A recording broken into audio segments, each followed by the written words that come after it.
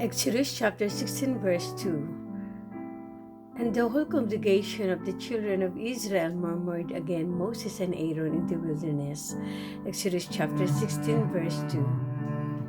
Many looked back to the Israelites and marveled at their unbelief and murmuring, feeling that they themselves would not have been so ungrateful.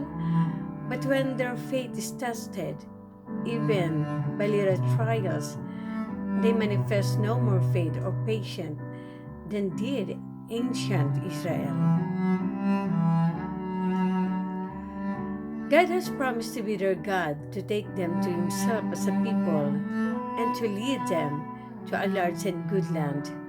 But they were ready to faint at every obstacle encountered in the way to that land. They forgot their bitter service in Egypt.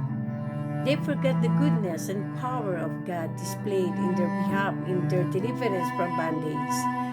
They forgot how their children had been spared when the destroying angels slew all the firstborn of Egypt.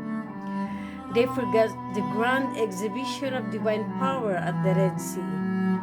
They forgot that while they had crossed safely in the path that had been opened for them, the armies of their enemies, attempting to follow them, had been overwhelmed by the waters of the sea.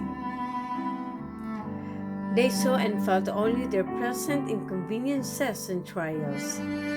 And instead of saying, God has done great things for us, whereas we were slaves, He is making of us a great nation, they talked of the hardness of the way, and wondered when their weary pilgrimage would end.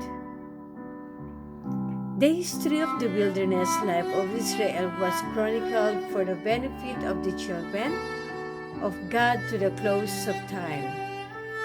The record of God's dealing with the wanderers of the desert in all their marching to and fro, in their exposure to hunger, thirst, and weariness, and in the striking manifestation of His power for their relief, is brought with warning and instruction for His people in all ages.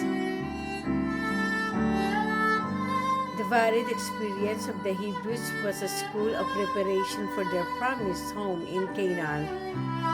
God would have His people in these days review with a humble heart and teachable spirit the trials through which ancient Israel passed, that they may be instructed in their preparation for the heavenly Canaan. Complaining again.